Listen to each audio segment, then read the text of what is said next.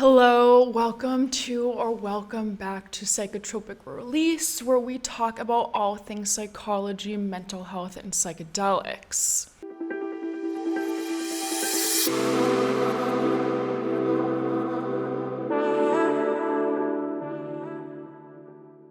I'm your favorite queer, neurodivergent, anxious, depressed girly, and today I want to dive into my experience at Rythmia Life Advancement Center. If you don't already know, Rythmia Life Advancement Center is the only medically licensed facility in the whole world that is legally allowed to serve ayahuasca, and I ended up going to Rythmia Life Advancement Center here in Costa Rica about 20 months ago, almost 2 years ago, when I was experiencing the worst depression episode of my life. I decided to try ayahuasca because I was so desperate for relief from my depression. I actually did a whole video talking about that experience. I encourage those to watch it if you suffer from chronic depression and are interested in plant medicine. I'll link the video down below. But let's dive right into the video for today. Rythmia Life Advancement Center was an experience to say the least.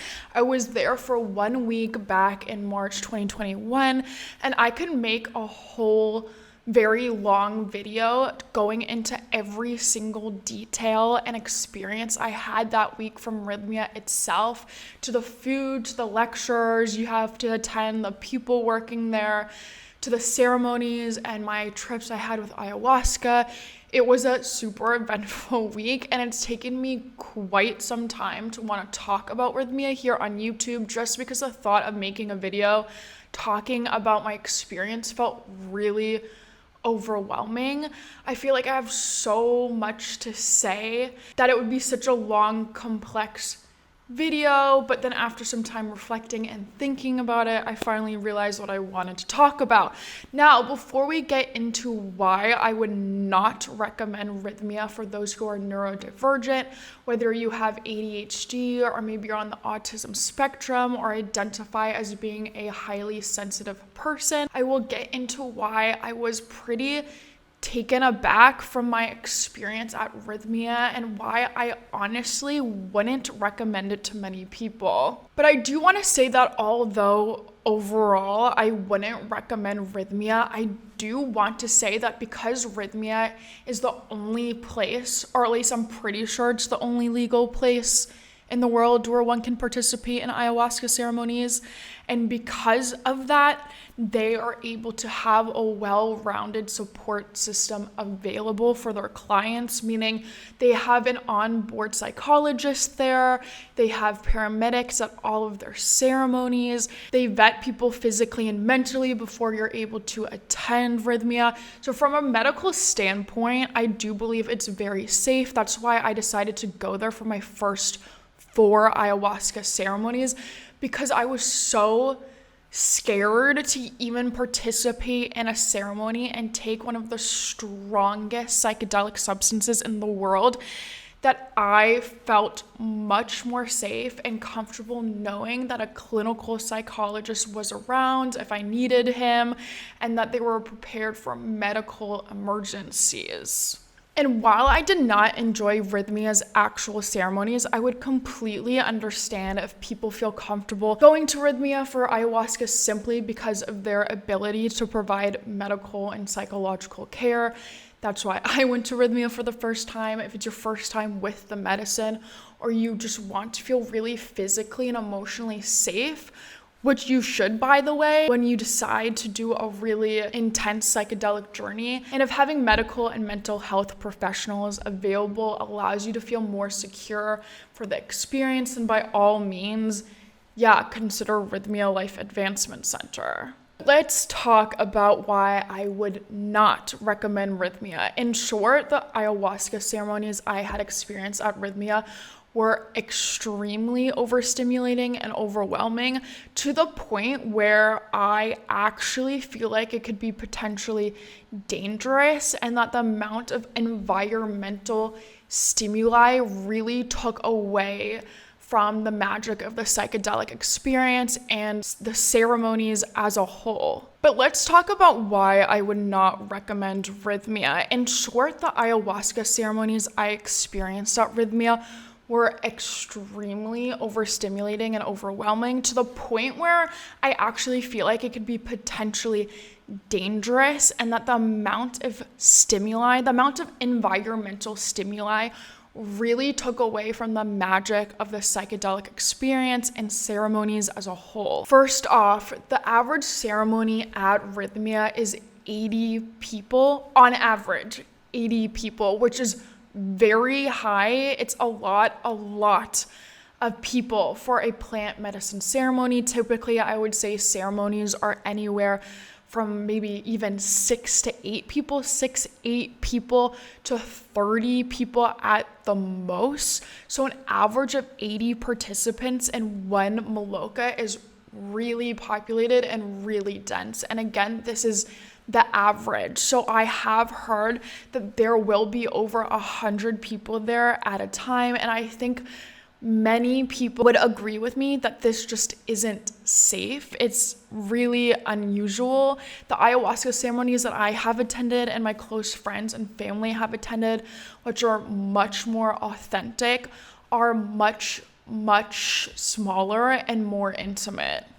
And while they do have facilitators that are helping people, with their whole job being to contain people's physical safety and to help support those going through a challenging journey, personally, I just don't feel comfortable or safe participating in ayahuasca with so many people. I think the more people, the more likelihood for chaos, for things to potentially go wrong, for people to not get help when they need help, more overwhelm overall. So I just always feel like with psychedelics and the ones that are deeply intense personal processes or healing experiences really should be kept as small as possible. I don't know. I just find it personally very concerning that the ceremonies are so large. It's a lot of people in one area having a very intense psychedelic experience.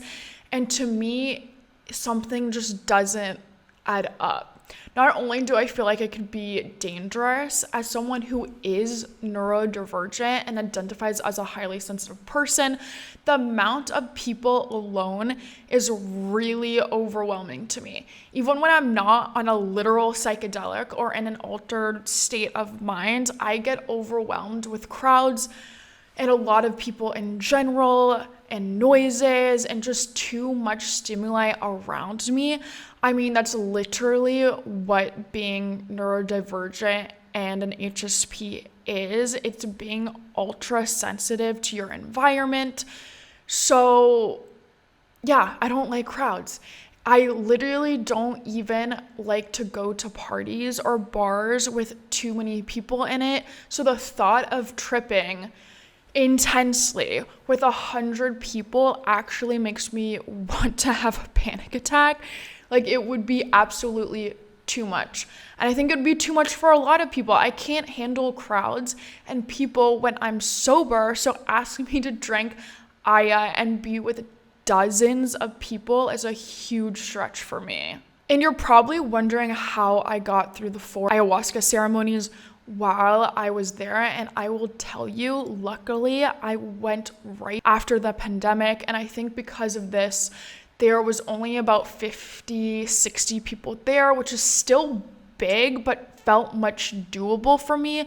But knowing that their ceremonies could get upwards of 100 people, and I've heard even more, like 120 people, that alone, I just honestly don't think I would ever go back. Now, again, if you're neurodivergent, you would understand that this is just too much. Now, on top of there being many people stuffed together in one maloka doing ayahuasca, which just feels like enough on its own. On top of this, they throw in more sensory and environmental stimuli. Every single ceremony I went to there was extremely overstimulating, and this isn't even considering being on the psychedelic. This is overstimulating sober. Like me being completely sober in my right mind, I would still find it so overstimulating. The 4 ceremonies I went to, each were completely in the pitch dark, pitch black. You could barely see anything, which is fine. The darkness doesn't bother me. Doing ayahuasca ceremonies at night is the traditional, it's standard, but it's the combination of a lot of other things that made me feel so overwhelmed and honestly pretty miserable most of the time. The biggest issue I had was the music. So I'm very sensitive to music, very, very sensitive to loud noises or noises in general, whether it's loud music, a loud crowd of people, a dog barking relentlessly. It just really rubs me the wrong way. I literally do not go to clubs or bars because I am so anti-crowds, anti-loud music, because to me it's just draining and exhausting to be around. I feel my emotional battery just get completely zapped in these types of environments. And it would have been really nice to know that the ceremonies at Rythmia were going to be extremely loud. And I mean club music, club festival music, loud. Now, typically with traditional indigenous ayahuasca ceremonies, music is played. That's super normal and traditional. However, it's typically live music. And if it's not live music, it's still medicine music, meaning it's traditional songs or icaros that have been written and played by indigenous tribes, or music that fits an ayahuasca ceremony. The music tends to incorporate natural instruments and vocals. I'll put some medicine music here on the screen if you're curious about listening to it. I'd put it in the video, but for the sake of avoiding copyright, I will just add the album covers. So typically the music is very traditional, soft, gentle, has a really high vibe message about Mother Earth and unconditional love and accepting yourself. And it's actually so beautiful and really healing. But this is not what I got at Rythmia, which is so strange to me because Rythmia markets themselves for hosting indigenous shamans and tribes from all around Central and South America.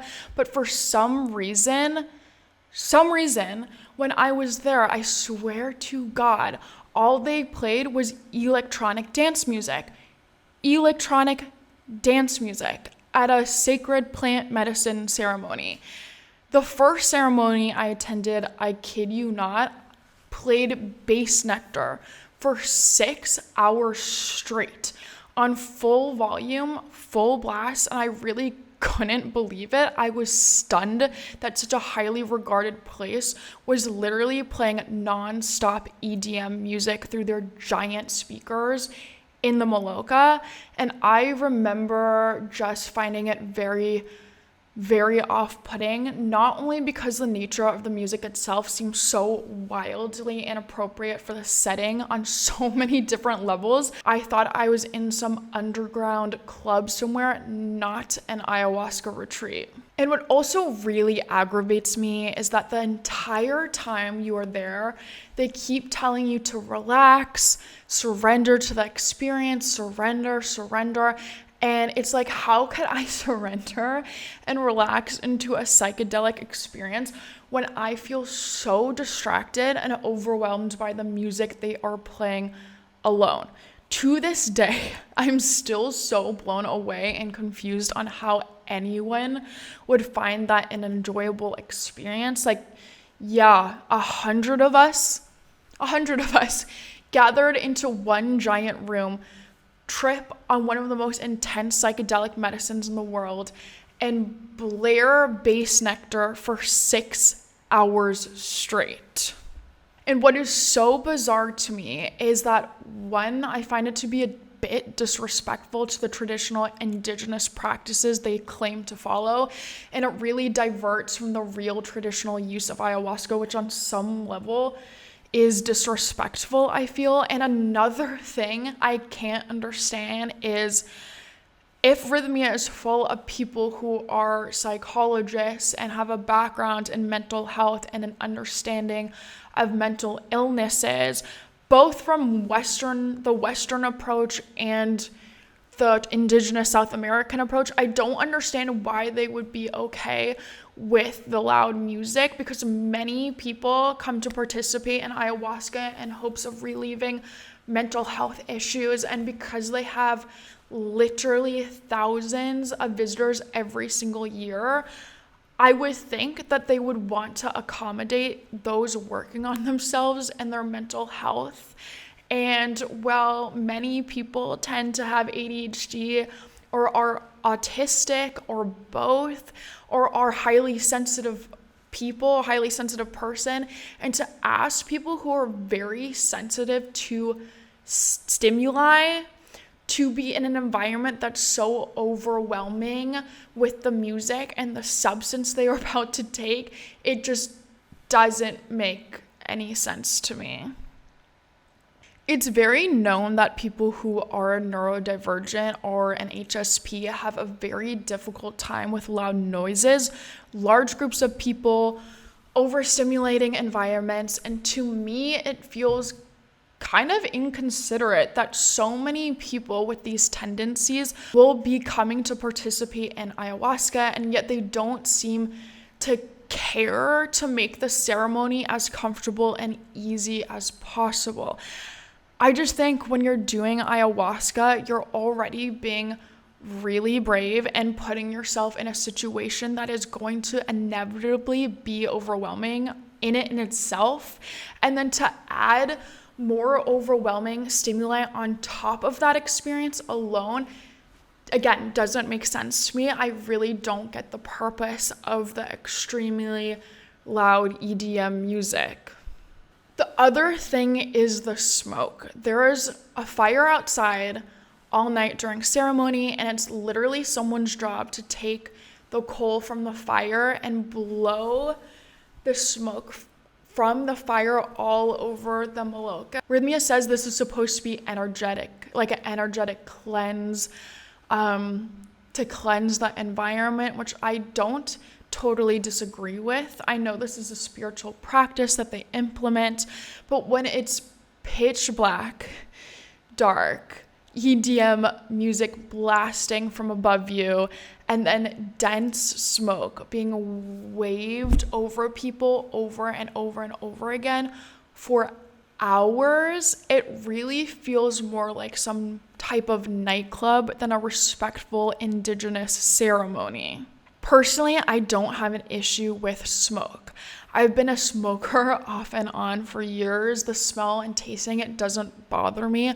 However, the combination of all the sensory stimuli and the psychedelic together feels really unnecessary. And again, Rythmia tells you over and over and over again to surrender, to relax, to surrender to Mother Ayahuasca. And I just found myself being like, I don't know how I'm supposed to have an extremely internal healing process and journey and go inside myself to take in all these lessons from Mother Ayahuasca when I feel so distracted and overwhelmed by everything going on around me. I feel like I couldn't ease into the experience of ayahuasca because my attention and focus kept getting shifted back to everything going on around me. Not only that, but now that I'm thinking about it, I'm sure there are plenty of people who go who have asthma or respiratory issues, and the dense smoke for hours and hours could once again be potentially dangerous or intolerable for someone.